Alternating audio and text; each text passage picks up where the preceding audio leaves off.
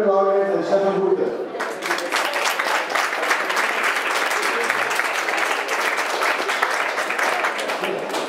Jazz and sex. That's a very easy topic for obvious reasons. I have no idea what he has in store for you, so this is going to be interesting, and we usually just kind of bounce off each other. I've been checking my collection, and I thought really explicit sex in swing music, as we know by the British bands like Tommy Dorsey or Larry Clinton, there is no sex. Although dancing can be very sexy, but when you think of sex, you jump into blues, into black jazz, into rhythm and blues and rock and roll. So this 30s swing really concerning sex is not easy to get. And some of these nice tunes we all know, they make lovely allusions to some weird stuff. So I brought, to begin the thing, a little tune by Cole Porter that everybody knows. The interesting thing with this tune is that even nowadays, the verse of that tune, Love for Sale, is forbidden to be performed on broadcast in America. Because the verse is, every night I'm sitting down in the basement and a little anxious that I will hear those heavy boots again. And then I see those heavy boots near the small window, and when he passes by, it's okay. When he comes down, I know he's back again, the officer, the cop. And I have to smile at him, and then I can say,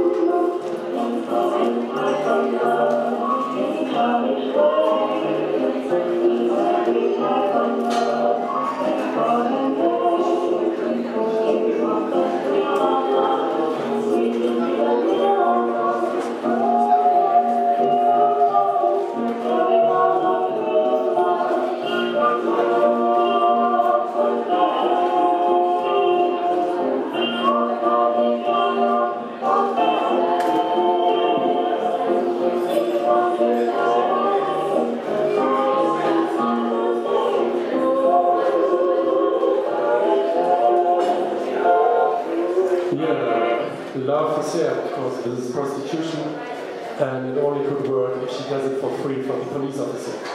And as this, she does it for free from the police officer, is not very American, the verse is not allowed to be sung in America. That's very interesting, still nowadays.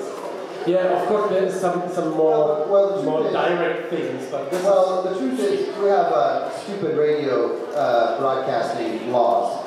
So we have certain words that are not allowed to be played on the radio in America. But of course they can be recorded and played everywhere. But I can beat that. What year was that? This is 1930. Okay. I have something here from 37. I don't have the music, but I have the lyrics. That's the most important thing right now. Yeah. And I kind of wanted to have the room kind of drop a beat for me, and I would just kind of rap these out because it would be more appropriate. But I think it'd be more interesting if I just read the lyrics to you, as any professor would. From 1935, recorded on a 78 by Lucille Bogan, the Blues Song. I'm not going to read the whole thing, but just enough to give you the idea. I got nipples on my titties, big as the end of my thumb. I got something between my legs that makes a dead man come. Oh, Daddy, pay it, won't you shave them dry? The concept of bad lyrics is not a really hard one to Google and find out for yourself. Some of the most crazy things, or worse lyrics, I think, are for different reasons. And I think that's the more important thing behind the lyrics, is why would they sing about this stuff and what caused them? What was the oppression that caused people to sing these types of lyrics? Jelly Roll Morton, for instance, is absolutely very famous for his Library of Congress recordings. So these recordings weren't done by a record company like Brunswick or Victor. Anybody can do that. That's just money. But to have the Library of Congress actually record somebody to document it for historical reasons is different. And in the case of Jelly Roll Morton and his song called The Whinin' Boy Blues, where he's talking about, I had that bitch, had her in the grass. One day she got scared and a snake ran up her big ass. Or, I had that bitch, I had her on a stump, and I fucked her till her pussy stunk. For the government to record this stuff for historical purposes is very interesting, I think. For Jelly Roll Morton, the reason is, in New Orleans, all the greatest jazz pianists were gay. Openly gay. Or as Jelly Roll Morton says, they had a touch of the lavender. And it was no secret that the best piano players were all gay. And so Jelly Roll Morton simply wanted to make the statement that he was not gay. And so he sang about women and sex and being straight. And that was the only reason for it. There was no other, there's no secret or conspiracy behind any of this stuff. There's a very, very simplistic reason why. And all you have to do is Google search, for instance, the Harlem Renaissance, and learn about the drag balls that they had at Rockland Palace, going back to the turn of the century. They had these huge balls for drag queens, and the straights would go there just to watch and Google, and just like look at all these great outfits. But it was about cross-dressing, and it was about really just taking it to the level that we see not anymore, except for places maybe during Mardi Gras or something like this. But the community of Harlem was massive into this cross-dressing. People don't realize Ethel Waters and Bessie Smith, and these were all bisexual people. I mean, the whole jazz era was bisexual for the most part. You just take the thing I was saying at the beginning, when you jump into the dance music of the 30s by Tommy Dorsey, the white stuff, it's very sweet. Well, and when you get into black jazz and into blues, all of a sudden it gets very human. But that's the whole swing era. Yeah. That's not black or white. No. That's what jazz came from, the African American culture, and we put water on it, and we sterilized it until we came up with swing music, and swing era, and swing dancing. We sold it to the masses. We put a flea comb through everything that was African American, and we cleaned it for the public. And that's the swing era. You just were speaking about these drag balls you had in Harlem or in New Orleans. I know that here in Berlin there were some bars that were explicit gay, openly gay in the 20s. Most famous was El Dorado, a gay lesbian bar where everybody could go, of course, but hetero couples were not allowed to dance. You had to buy the permit to dance. You get a medal. When you're a lady, you get a medal with 2 ladies, so you're allowed to ask another lady to dance with her, or you get a medal with a man. When you're a man, you're allowed to ask a man to dance with him. But opposite sex couples were only allowed to dance if the lady was leading. So this is kind of interesting. They had to switch roles. So some heterosexuals like Marlene Dietrich got there because it was chic and nice to be in a gay club, and she had to lead some men because otherwise she wouldn't dance. Maybe she was interested in dancing in women too. This I don't know, but I know she had some very weird relationships. There were other bars like Monocle. And that's the ladies' club. It's really Monocle, die Bar der Frau. And the ad, even in 1933, you see a lady with a nice boobie-kopf, Louis Brooks haircut, and another lady with a chapeau claque and monocle and a frock coat.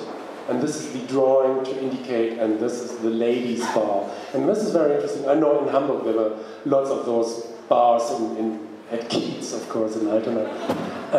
In Munich, even in Munich, they had a gay bar that was open gay in the 20s. So this was very fashionable. It was not really... It was very chic in the jazz community. Very, very chic. Absolutely. The 20s especially. Up until... Well, the stock market crash made a big indentation, and it trickled out by the 35 in Harlem specifically. But that's where we have things, for instance, it's called the Grand March. And in the gay community in Harlem back in the teens and 20s, I mean, that was really the precursor to what became runway. And what we in New York in the 80s and 90s, what they call runway and voguing. I mean, really, they're doing 100-year-old dance, older than Lindy Hoppers. And unfortunately, we've been outdated. But the voguing and the runway, that goes back much, much further. Other places for cross-dressing that were the smallest places in the Harlem Renaissance that you guys might run across the names, as far as some of this goes, the most popular on the Cab Calloway Harlem map that he talks about is the club called Yeah Man, as well as the Ubungi Club. Those were both very popular cross-dressing gay hangouts in Harlem during the 20s. But also the most famous of them all was the Savoy Ballroom. The Savoy Ballroom had cross-dressing nights. It was once a month in the beginning, and then it became a weekly thing. And the thing that the Savoy Ballroom did, and I think this is more related to what we're all about here, since we're all Savoy Ballroom people, is the Savoy Ballroom actually had some very great judges come in and judge these cross-dressing pageants. And it was more or less focused on the men cross-dressing as women.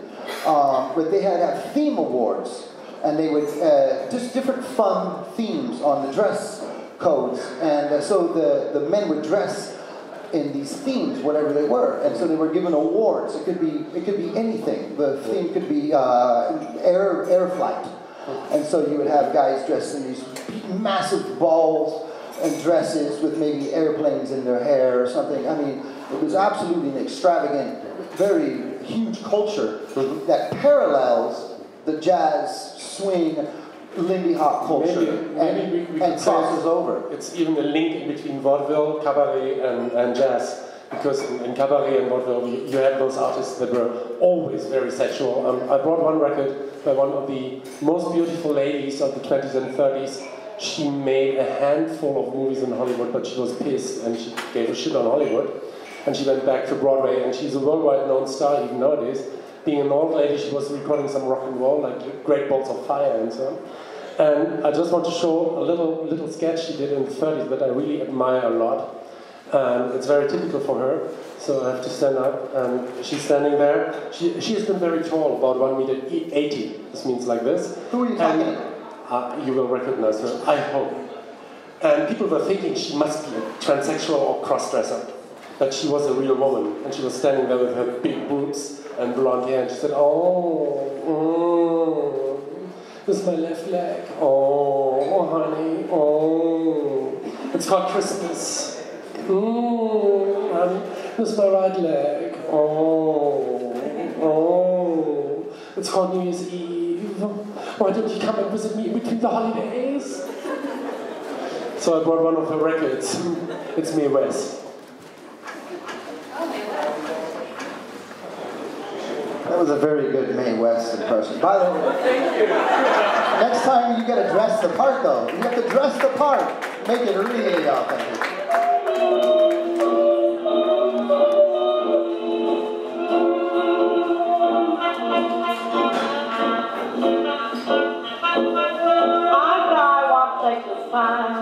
I'm going for running time. I'm a fast moving girl, I like them slow. Got no use for fancy driving, wanna see a guy I'm driving it low. I've been satisfied, I like the find, I know a guy was paid his mind.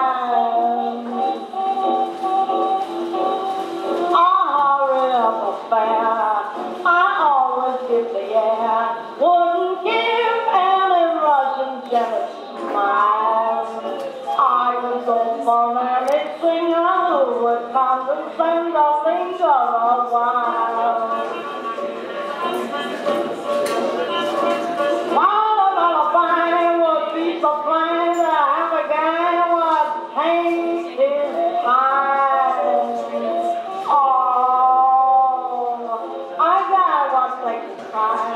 I go for any time. I hate the kind really spoils a massive tag.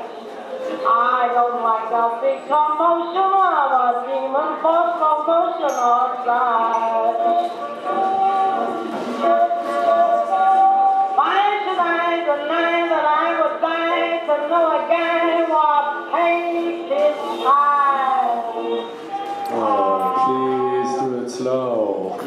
Perfect. So basically, I mean, what it comes down to is, pertaining to this topic, I mean, it really comes down to is the fact that America was founded by these incredible Puritan people.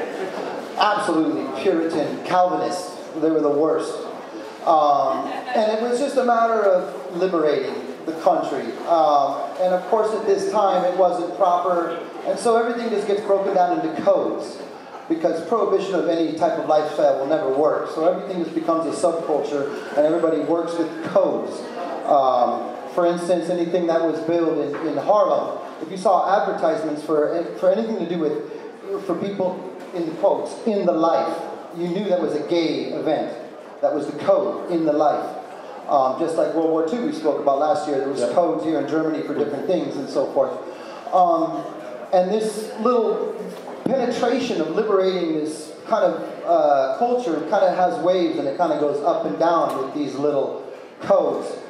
When it comes to swing dance history, the interesting things are that we hear all the time are things like, for instance, when it comes to sex, I suppose would be like, make me a pallet on the floor.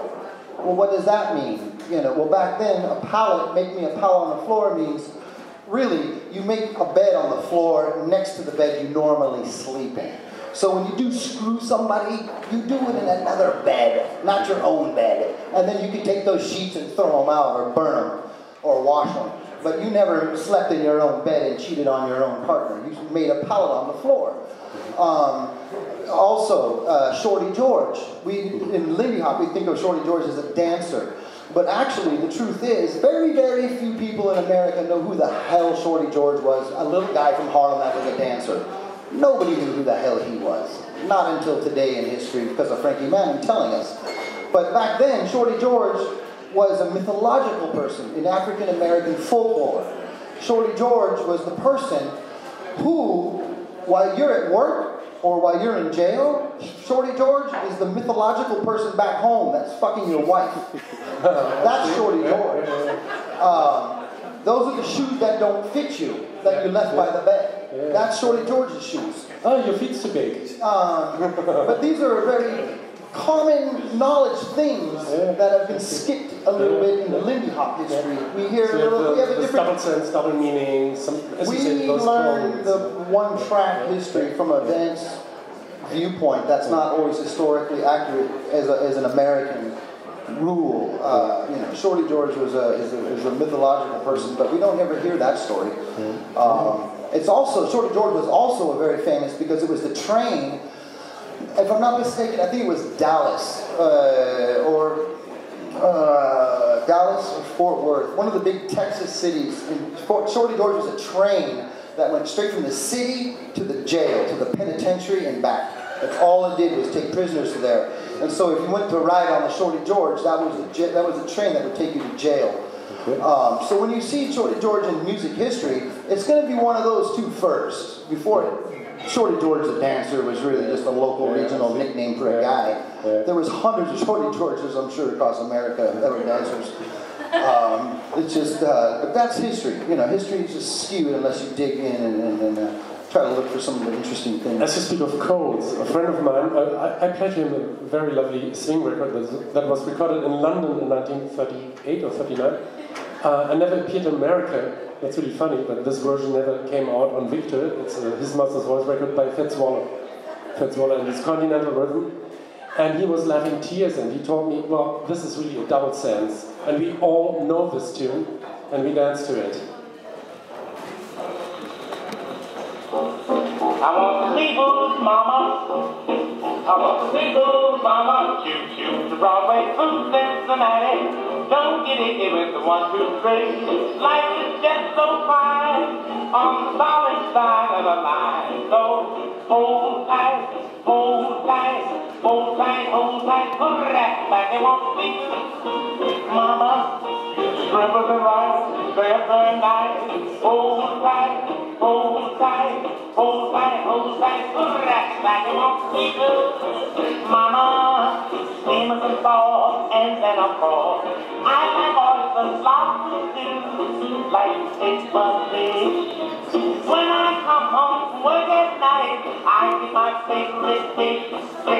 Hold tight, hold tight, hold tight, hold tight, like it wants to be good. Mama, shrimp and rice, they're very nice. Hold tight, hold tight, hold tight, hold tight, very nice. I want to be good, Mama. So he really enjoys the seafood, yeah. I think one of the things that's very interesting is the fact that we do have these 78s and the fact that the music is cleaned up for the record companies to sell. And the cool part is that we've, in the last 20 years or 30 years, in the new revival of lindy-hop, we've been able to import all different types of people into this world of jazz using this clean stereo, this clean music. The problem becomes when the truth is it's not clean music, and as soon as you have a live band and the guy's cussing, they're offended. When in fact, all these musicians live would have never cleaned their acts up. They played as they did, especially Fats Waller.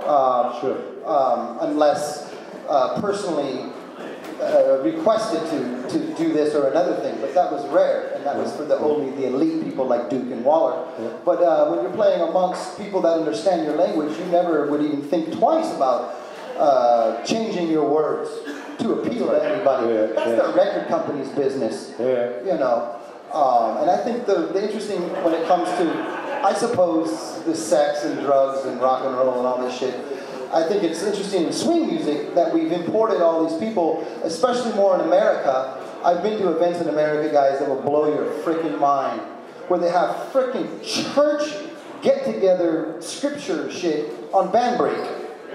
Like on band break, they have the Bible out and they start to circle up and start reading shit. I mean, that's good for them, but it doesn't, it's fine for their little world. But it's so interesting that they would be attracted to something that's the opposite of what everything they believe in that aspect. But I suppose those people didn't get the sense of hold tight. Well, did you get it? What he sings about? No. Cunilingus. The thing about language is there is no such thing as bad language. The thing about language is there is no such thing about bad language or good language. There's adult language and there's child language. And when you're around adults, you should be able to speak however you speak. And that's really what it comes down to. And that's partially, of course, a personal opinion, but you know, when it comes to art, it really sucks to have people try to put you in corners just to make money and sell records to people that really would appreciate you in the first place. But I think sometimes they just wanted to sell a tune and they wanted to entertain people and the masses. So then, like Ambrose in England, he was playing in hotels. He could not be really obscene, but the singer Evelyn Dell, she must have been Scottish. I've been told her accent sounds a little Scottish. And she can be very vulgar when she sings. And the way she sings, what you got your trombone for? Slide in, slide out. It's like, okay, I never called my dick a trombone, but that's what she sings about. But that was being done in the teens, you know. Just double meaning.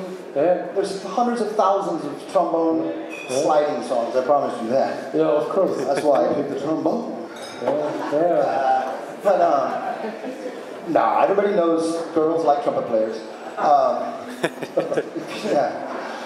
But that's just part of this history. And again, it changes, the laws change, and it parallels both that as well as the motion picture industry.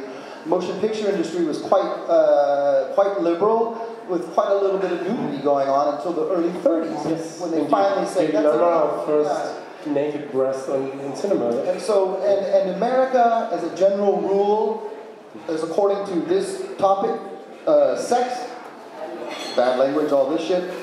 Same thing with racism. We go worse and worse and worse after 1900. 1910, 1920, 1930, it gets worse and worse. We get more racist, we get more pure, all the way up until World War II.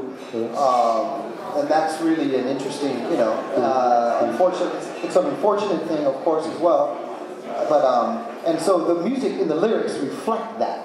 The lyrics were much worse earlier, and they get very clean by in the 30s, it's just the trombone they can't sing about. And then it goes the other direction, right back up. And in the 50s, we have all kinds of great foul-mouthed music. Dirty Motherfucker by Big Red, all Big 10-inch. Big 10-inch all record. These things come out. Keep on churning till the butter comes, that's fantastic. Now it comes right back around the double. Keep on churning, make the butter flow right up the pedal and churn some more.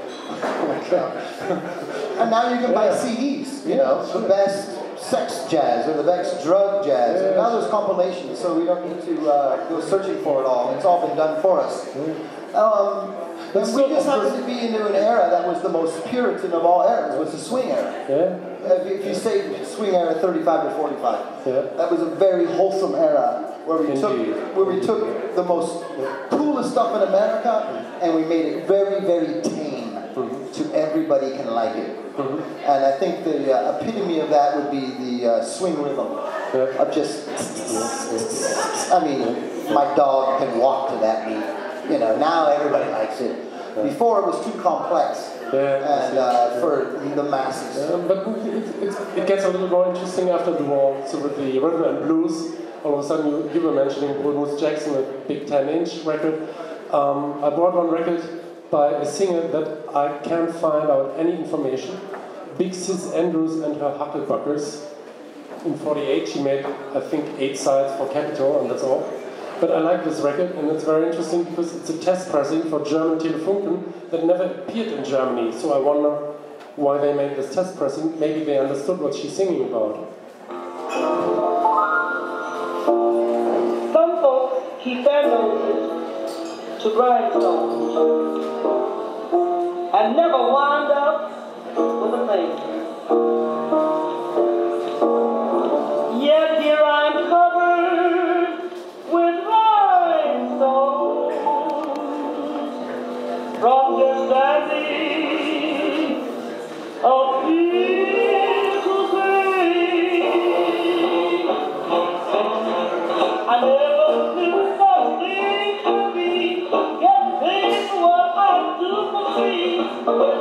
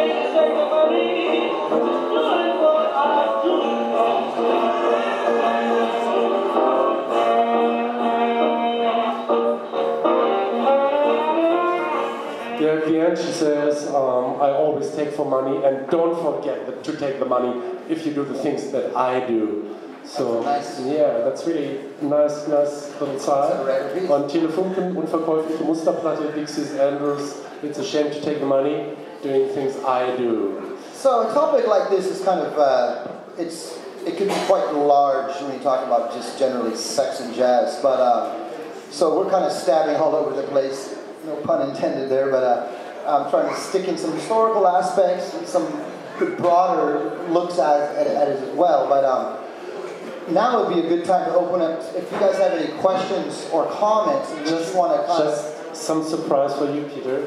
We had sex in Germany, especially after the war, and this really shows. You had sex in Germany, really? Yeah, we had. Even in the 30s. You waited till after the war? Yeah. No wonder. But then it was forbidden by Hitler, you know. Okay, think about a question why this plays, because... no, this is a tune that of course got awarded for the record, because they changed the lyrics into Voulez-vous promener avec moi?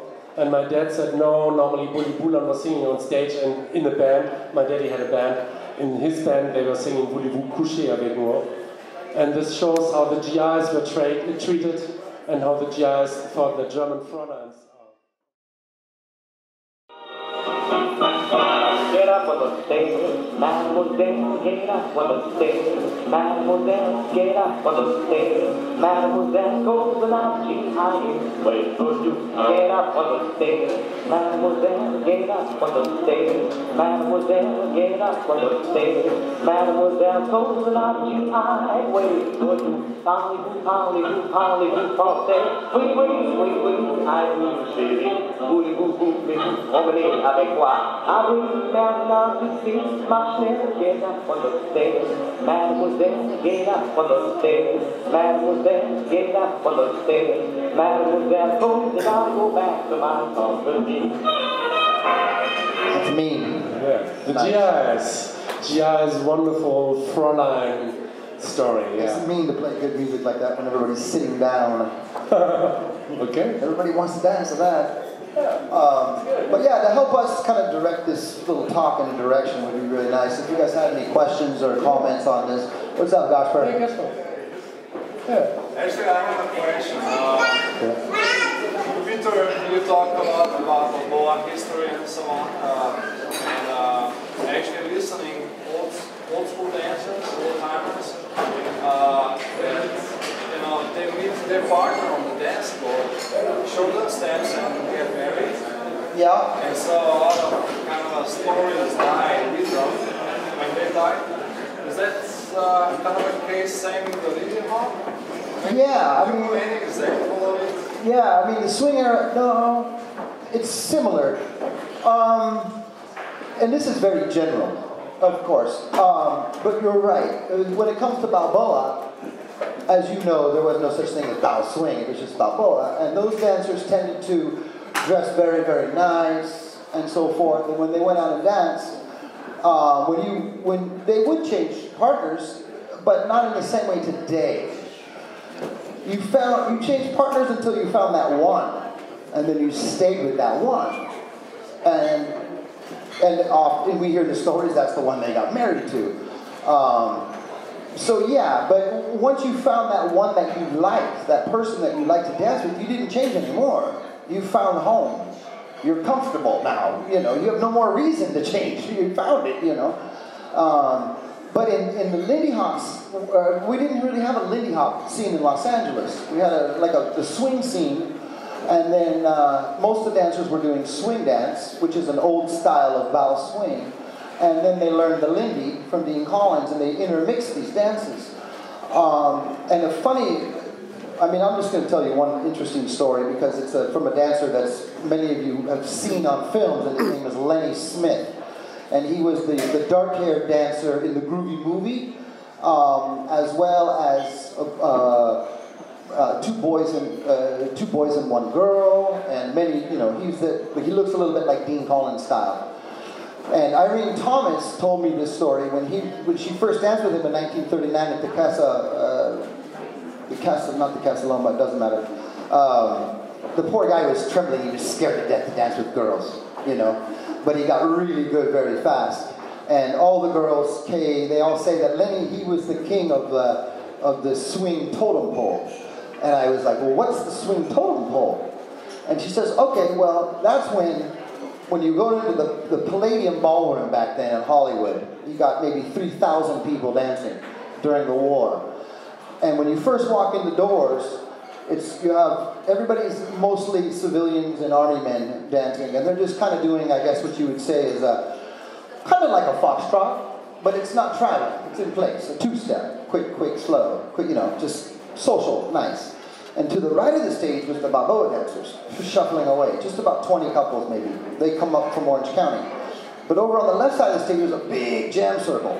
And that's where the real Lindy swing dancers were jamming and cutting Dean Collins and Hal Tech here and Maxie Dorf. But you're not allowed to just go there. You have to work your way over there and become good enough. Just like the Savoy Ballroom and Dancing in the Cat's Corner. You had to be good enough. And so what Lenny did, Lenny started in the he first got good enough to dance. And then he got good enough to dance in the corner and jam. And then he got so good that he got to go out into the parking lot, into the backseat of his car with a girl. And so the totem pole is just that. You get good at dance so you can get a girl. If you're not good at dancing, you're not going to get a girl. Today, of course, we have, you know, different ways, yeah. all kinds of ways to get people, but yeah. But back then, it was very limited. Dancing was, you know, they didn't have all these sports and everything that we do today, I guess you could say. But I don't know how to really connect it to today, but the point really is that Lenny was a perfect example of a non-dancer starting in the parking lot, getting good enough to dance with somebody. Because back in the day, you didn't dance in public unless you were good in the first place. You studied at home and you practiced until you're good enough to go in public. Today we have no shame. Today we have no shame at all. It's your first time dancing. I'm going to get in a contest. Yeah, they told me, Jack and Jill. I'm like, fuck, dude, you don't even know how to dance. You got to be crazy. That's fun. Yeah, support. Jam session. Here you go. I'm like, what? That guy doesn't even know how to dance. Back in the day, jam sessions were the best, locking horns to see who the king of the night is. And tomorrow night it will be somebody else. And tomorrow night it's somebody else. But it's locking horns. It's a time to show off, just like skateboarders or any other, you know, kind of a sport like that. But today it's about beginners. Beginners, go! And so times have changed, you know? What can you say? Is it better or worse? I don't care. It's very funny. Just a few days ago in Munich, Norma Miller was a little irritated, like, sax and swing dancing, what's that? I said, oh, it's the burlesque lesson. She said, but swing dancing is sex. It's all about sex. It's sexual. Exactly. And she made me a great compliment. She said, Stephan, when you swing dance, you're very sexy. I was like, oh no, I love you. Yeah, sure. She'll take you home. Yeah. Now I put a more modern record player because these records are not modern. Yeah, it's from 1960. Yeah, it's electrical. And these records are a little too modern for the old wind-up Victrola. They would break on it. I like this one, although it's not really telling the words, it's telling the fact. Yeah, it's a doo-wop group called the Five Royals on Apollo. Apollo was a black label, black music label.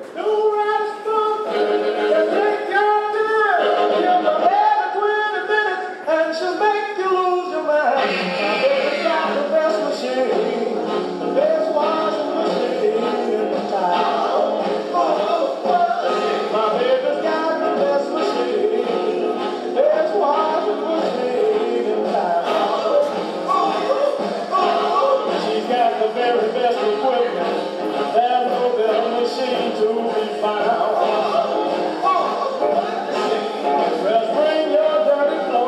Bring all your dirty gloves, don't worry about no soap. Her machine is closer. My baby's got the best machine. There's washing machine in town. Just relax and take it easy. While the machine goes round and round. So he's almost inviting everybody to check out his washing machine in a way. Yeah. That one's kind of weird. Like like, hey, my wife's cool. Everybody, check it out. Bring your clothes over. She's got the soapy, study. Don't worry about socks. She does it without condom. I mean, one thing's for sure is the fact that we do have this underlying pun of words because of the establishment. It certainly makes for some wonderful art, great lyrics, and it entertains the hell out of you and your collection. Yeah. Well, I brought so many more, but maybe very last one. We need more questions. Okay. We can dance to music. Some more questions. I look at Gosper because he's just full of them. I know he's like, really? You guys have no comment? You guys are like, been here, done this? They don't want to speak about sex, they want to do it. Yeah, well. David. You haven't even mentioned Julia Lee in this context? Oh, we could mention so many people, but of course, King Size Papa is a nice one, yeah. Sure. She deserved it. Yeah, sure. But I mean, Yeah, you can Google the name. You can Google all this. With Don't You Feel My Leg, Don't You Make Me High, and so on. Yeah, sure. Something you cannot Google. Yeah. That's a tough one. Okay. I don't know, but Frankie Manning is the legend. But you know, when you look at the Chaz Young, yeah, it's kind of the same age. You know, it doesn't look that they are father and son, but the wife never mentioned or something. Frank is wife or Chaz Young's mother. Well, I mean, you So just... my question actually to you is there any story behind it?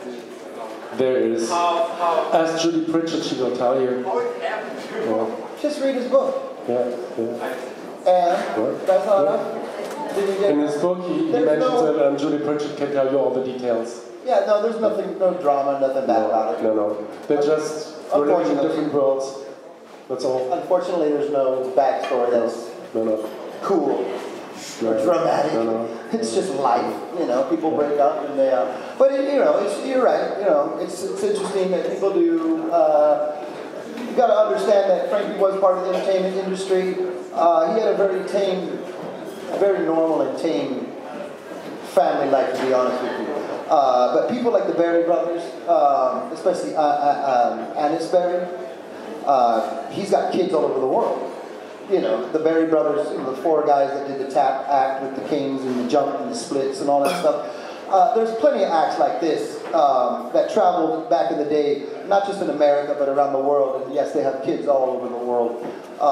Slim Galliard has Slim and Slam. Slim has kids. I mean, I taught his granddaughter in London, like in '99. She came up to me, little British girl, but she had cute little cornrows. And she's like, hello, look at tattoos. And she's Slim Galliard's granddaughter. I was blown away. I was like, oh my God, I worship you. I dropped on my knees. Like, oh, you're the God, not me. Like, oh my God, you know. Like, wow, I had no idea. He had kids over here in Europe. Yeah, I mean, that's just how it is. I used to go to Leonard Reed's birthday parties. And Leonard Reed, for you guys, is the guy who invented the Shim Sham Shimmy in 1927 or 1928 with Willie Bryant. And he was also a two-time Charleston champion. He was a choreographer at the Cotton Club. He managed the Apollo Theater for 30 years. First African-American on the Professional Golf Association Tour. You know, one of these guys that leads 20 lives in one. And his birthday party would be Fayard Nicholas and some of the Jiving Jackson Jills. And you guys, to sit there and listen to those guys talk late night after some drinks about girls and who they were friendly with, I was like, we would disappear and just keep our eye, because we didn't want to interrupt. We wanted to keep it going, like keep the information going.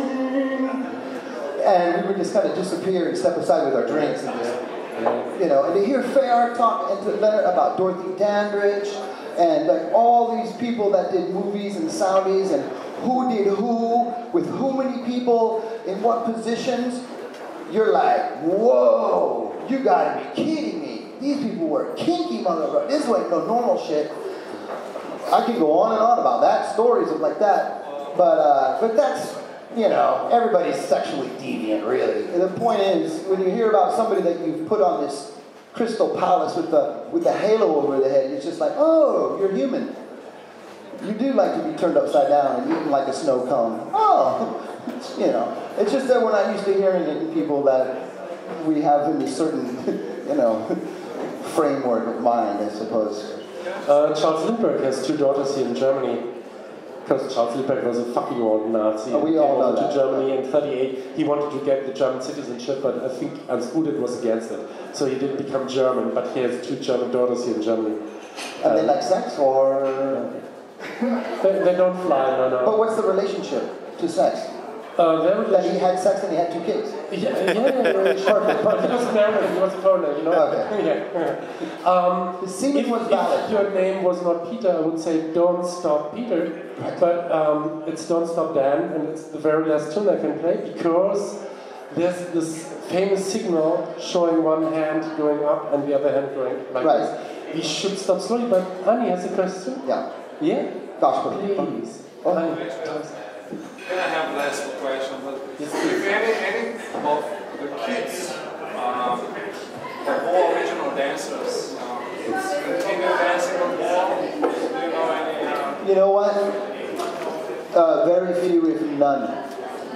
There's a couple that learned because Dad did, but they were not dancers. But I just met the daughter of Ray Hirsch. She said she doesn't dance at all. She never did. yeah, Ray was never really a dancer, but yeah. Yeah, well, not a street. She regrets it and she wants to take some lessons. Now they are learning. Now they The want daughter to. of Bill Haley doesn't dance. I met Gina Haley in Munich and we spent 2 hours in front of the train station drinking beer at night because everything was closed. It was lovely to sit there with the daughter of Bill Haley and drinking beer. Leon James' granddaughter, she's not a dancer, but now she really wants to dance because now that she's an adult, she's in her late 20s, and she's seeing all this stuff about her, Leon James, and she's like, wow, that's my grandfather, blah, blah, blah. And everybody's like, wow, you're God. You're Leon James' granddaughter. She's like, why am I so important to these weird white dancer people? She's really like, Peter, can you explain to me why all these white people are contacting me about my grandfather? I'm like, well, Leon and Al were quite famous in the lindy-hop community in the world. They did this, and another thing, and it's a bigger deal than you think. It wasn't just this cute little side dance, but it's history that your grandfather really preserved is a big deal.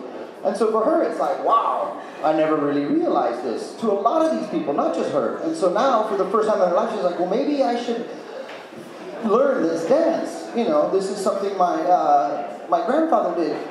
But, and this is getting way off topic, but it's just it becomes a cultural difference between what African Americans used to do and what they do today. And what they do today is not lindy hop. They do other things today. Other great, great dances and other great forms of music. The African American community is always pushing forward and doing cool stuff. And then we discover it a little bit afterwards. And then we want them to keep doing it, but they're like, too late, guys.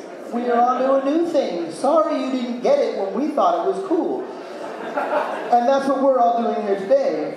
And it's a great thing. We just have to accept it for what it is. And with that said, you're going to have a song for us? Yeah, Don't Stop Dan. It's the answer to the 60-Minute Man.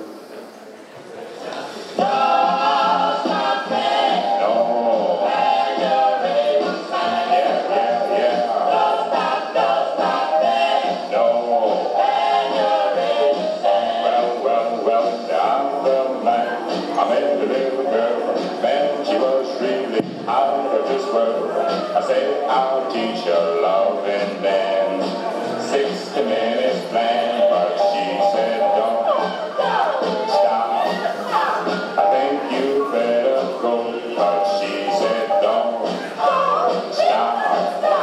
She kept on saying no, till she cried don't stop loving Dan. Yeah, 59 minutes to go.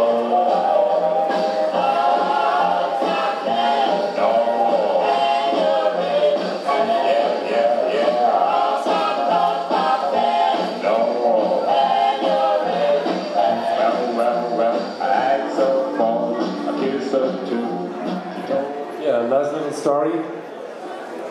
60-minute man. Yeah, and this is 59 minutes to go. Yeah. Anyways, you guys,